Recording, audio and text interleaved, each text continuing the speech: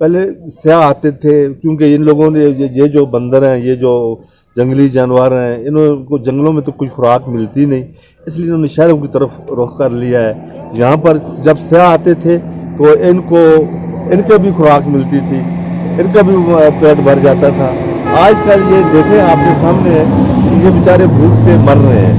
तो इनके लिए भी मैं कहता हूँ कि गवर्नमेंट को, भाई हज़रात को, उन लोगों को आना चाहिए कि ये भी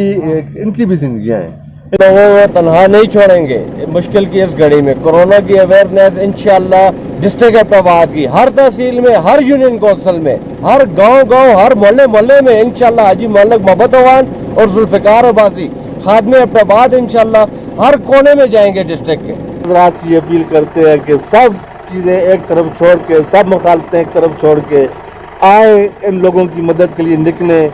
ये इन लोगों के ऊपर, हम तो, हमारा हक है, इनका हक है हमारे ऊपर कि हम इनकी खिदमत के लिए निकलें, क्योंकि इन लोगों ने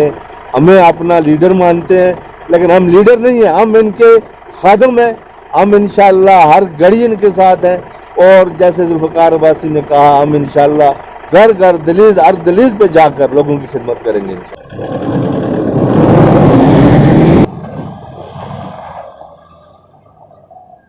देखिए, अगर हाजी मोहब्बत अवान जैसी शख्सियत इतनी उन्होंने एज, सब तो बड़ी चीज़ होती है एज फैक्टर, जिसको तुसी लॉन्ग ट्रैवलिंग से जाते हो, सफ़र से जाते हो, इतनी एज होने के बावजूद अगर वो चल के इतने लोरे से आए ने, तो असी पूरे एक तो लोरे की तरफ उन्होंने शुक्रिया अदा करते हैं कि उन्होंने मेहरबानी जी चल के आए ने, और शायद उन्होंने आन नाल कुछ लोगों को जरूर रियलाइज़ हो जाए कि यार अगर एक बुजुर्ग बंदा 80 किलोमीटर दूर तो चल के आ रहा है और सानू ये अवेयरनेस दे रहा है, तो सानू ये अपने ऊपर अप्लाई करना चाहिए। चाहे अपने मेहमान जनाब हाजी मोहब्बत अवान साहब को वेलकम करता हूँ, क्योंकि हमारा ये एक इंतहाई पसमानदा इलाका है, और इसकी अवेयरनेस भी ज़्यादा हमारे लोगों में अभी तक नहीं है। और मैं